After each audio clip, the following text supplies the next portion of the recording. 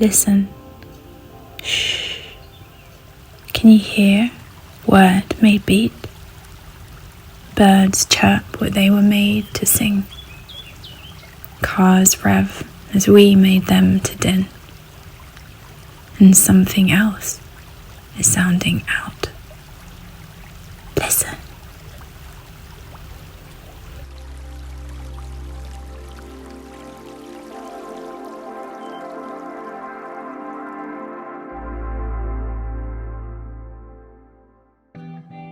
Hello and welcome to the launch of Rosanna Altman's debut poetry collection, Was, Is, Always. This evening, or whenever you are tuning in to watch this, we'll be joined by poet Chloe May, author of The End of Me, The Beginning of You, with a special poetry reading from her book. We'll also be joined by the wonderful Janey Altman, who will be doing a reading of his favourite poem of Rosanna's work. We'll also have the amazing Banot with his angel voice singing a cover of Authority, and I will be catching up with Rosanna with a little interview to give you an insight into where her book came from and how she started writing it. So if you have any questions for Rosanna this evening, please do leave them in the comments box below, as she will be responding to them. So without further ado, I am delighted to introduce the amazing Chloe May. I do not feel safe.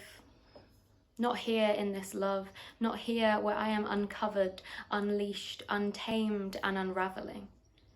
I do not feel comfortable, not here in this love, not here where I am moving, stretching, ebbing and flowing. This love is not safe. This love is not comfortable, but this love is good. And this love is where I will stay, where I am trusting, growing, seeing and loving myself. How many meaningless words, broken shards of apologies and fantasies have I thrown into the space between us, before realizing that the space between us is a mystery full of beauty. We hunger and we thirst, and we are satisfied. I have yearned to fill the space between us, desperate to redeem everything that pulled us apart, before realizing that all the broken pieces I thought had torn us were the very things holding us together, like a beautiful tapestry of tragedy and affliction, a tapestry of perseverance and pursuit. Let this space between us be the space that binds us. Thank you so much. That was the amazing Chloe May. Now, if you're interested in reading more of her work, head over to our website, positivepoetry.org, where you can actually get a copy of her book. So now I'm so excited to introduce the wonderful Janey Altman with his favourite poem of Rosanna's, which is called Submerged Dance. Submerged Dance by Rosanna Altman. You know how much we give, folding in to tiring forces, rising up to impulsions, lifting, posing, falling, weeping, spinning, lifted into where we were not made to dwell. Treading forward, pulled back on our knees, twisting, turning, gliding, spinning. Once elegant, now lost, stumbling pirouettes. Forgotten gestures given to fading time, not now. Raindrops that will never know the fall again. Spinning, lifted until we land, finally seeing, gasping in the perfect stillness of great revelation, clouds of breath and flooding life rising, darkness to life, light.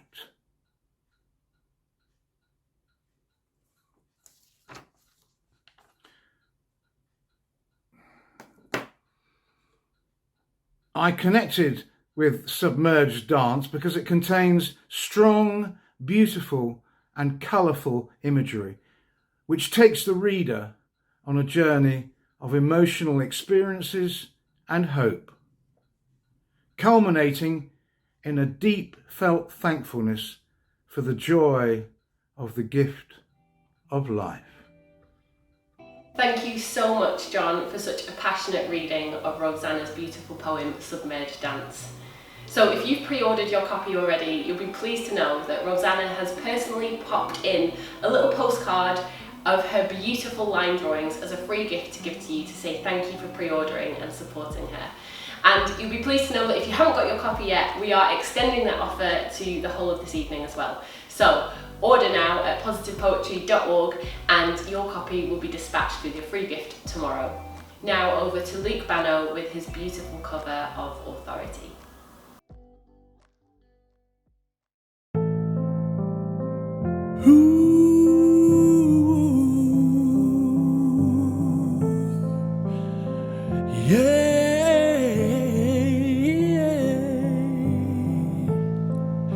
Creation knows the voice that spoke into the void, the breath that brought the dust to life and sang the stars to form. The darkness fears your voice that drove it back before. And though the night is long, I know your light will drive it back once more. One word from you, things change on your authority. Your word is true. Things change on your authority.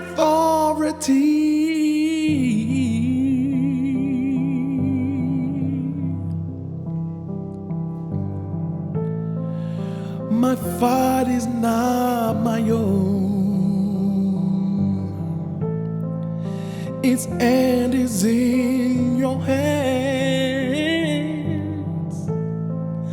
I worship you because I know all things must bow to your command. One word from you, things change on your authority. Your word is true. Things change on your authority. Will heaven not prevail and strongholds not be moved? Will spirits not be silenced and cower at his rule? For if my God is for me, then what have I to fear? And I will not deny him the glory of his own. Will heaven not prevail and strongholds not be moved? Will spirits not be silenced, a cower at his roar? For if my God is for me, then what have I to fear? And I will not deny him the glory that is his. Heaven will prevail and strongholds will be moved, and spirits will be silenced and cower at his rule. I know my God is for me, so what have I to fear? For nothing will deny me the glory that is his.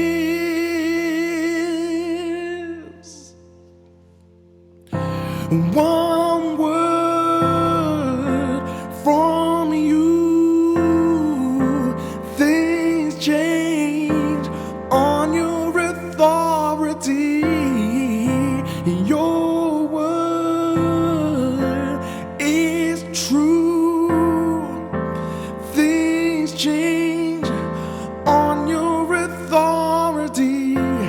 heaven will prevail, and strongholds will be moved, spirits will be silenced, and cower at his rule. I know my God is for me, so what have I to fear? For nothing will deny him the glory that is his. Oh, the glory that is his. Yeah, the glory that is his.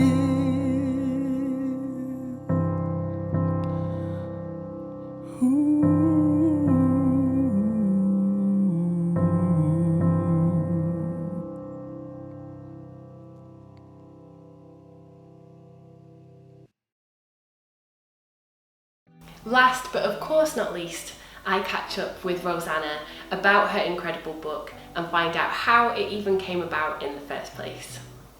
Rosanna, how do you feel about your book coming out? I'm very excited and humbled that it's got this far, and I'm grateful, obviously, for inspiration from God and positive poetry's support and endorsement of my writing. So yeah, just excited. Kind of, it's a bit surreal, honestly. Can you pinpoint a moment in time when the conception of Was Is Always happened in your brain? So I've been writing for a really long time, and last summer I received a lot of encouragement from a couple of friends in particular, just to put them all in one place, firstly by hand, because that's how I prefer to write, and then just to type them up over Christmas. So I think in terms of the individual poems, like that's just happened over a really long time, so it's really not a specific point. But in terms of the putting the book together as one collection, and that was last summer, just being able to kind of believe in myself as a writer and that it might have some value to other people as well.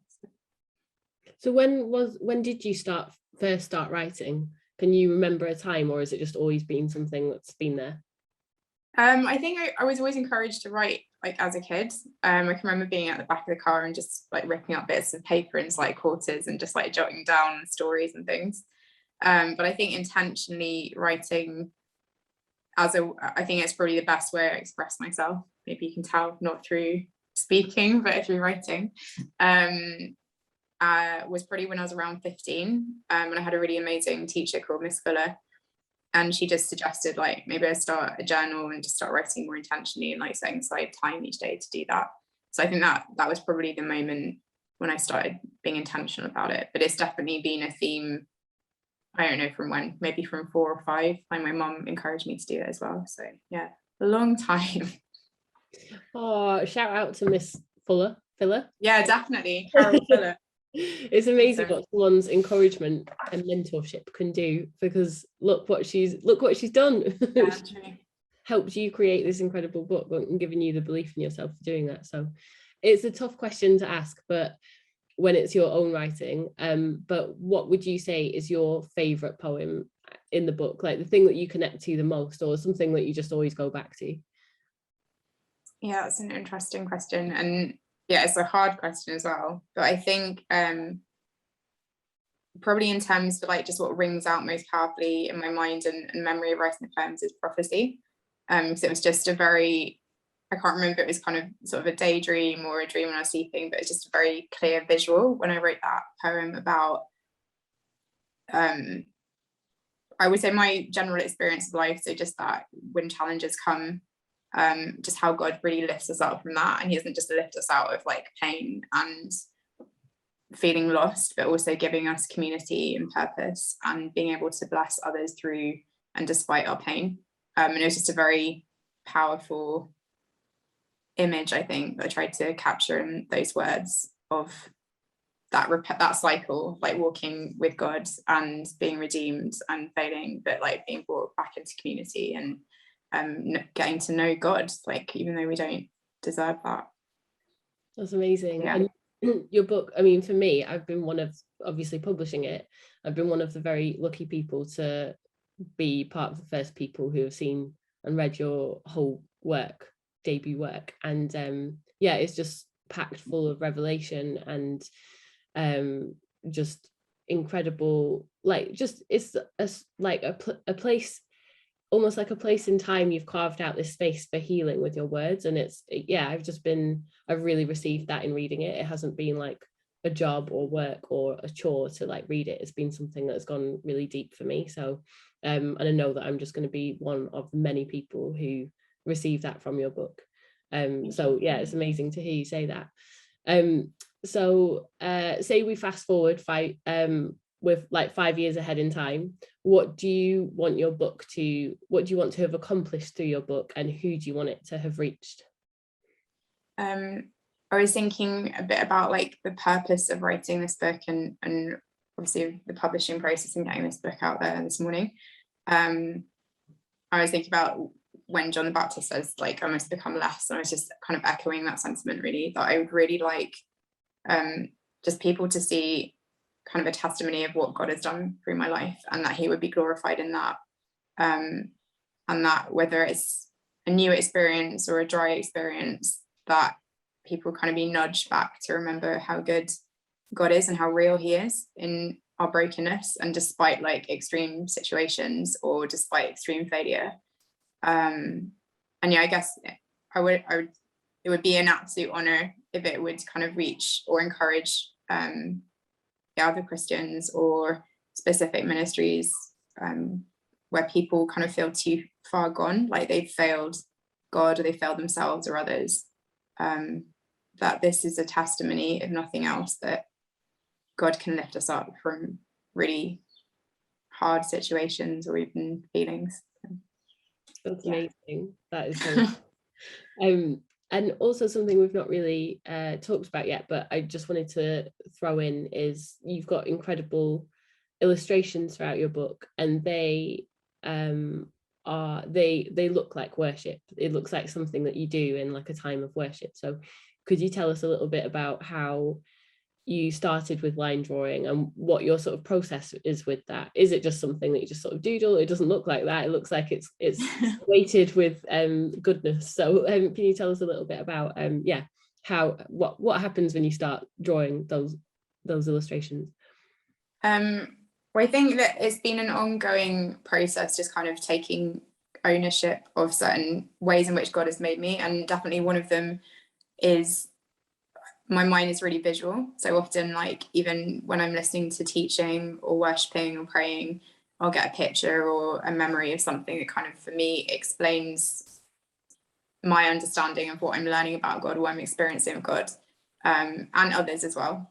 And it's been really liberating, actually, to kind of discover line drawing in this, and particularly in terms of getting that out there and letting other people see it, rather than it being a completely private thing, because it creates an arrow towards a revelation, always I hope that it would be in God's word. That's something that kind of leads people to look at him and to engage with his word, which is truth. And the line drawings are just that, really, just a little line of what I've seen in that. And again, so kind of taking ownership of the desire to encourage other people. That's been a really good tool to hopefully do that, even if it's just one person kind of goes, oh wow, that's cool, like, that's what God's done in her life, like maybe he could do that in mine. Like, I think that's the desire behind doing that. That's amazing. And it's not just through your artistry and your poetry that you are wanting to encourage people, but it's through your desire to contribute some of the profits to charities as well. Can you tell us a bit about the charities or charity you want to support through this book and why you've chosen them? Yeah, so Tear Fund is a charity that I've been following for a long time. It's a charity that a lot of other organisations that I belong to have supported as well. They're a Christian charity, and they are particularly adept with supporting kind of countries in crisis situations. And a country that is very much on mine and my daughter's heart is the Yemen.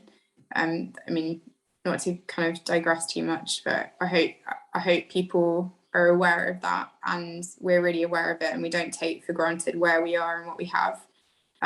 So I think an ongoing challenge that I have for our family is to not forget that and to share what we have with them. So any successful provision that God would provide, like we want to share that with them and make sure that awareness of that grows and we can help a tiny bit from whatever we have. So that's incredible. And I think not only will people want to get behind you and support your book because of who you are as a person, who you are as a writer, but also to be able to support these charities as well through a beautiful creative thing like this. Oh, well, thank you so much for not only sharing your book with us, but being vulnerable and sharing the answers to these questions that I've had niggling at me for ages with other people. So thank you for that. And if you want to buy Rosanna's book today, you can. Go to positivepoetry.org and you can get yourself a copy right now because it is launched. Woohoo! Yay. Thank you so much for joining us tonight. We really value and appreciate you joining in the fun. Please do give us a thumbs up and share the love. Don't forget to subscribe and head over to positivepoetry.org and support Rosanna and buy her book now. Thank you.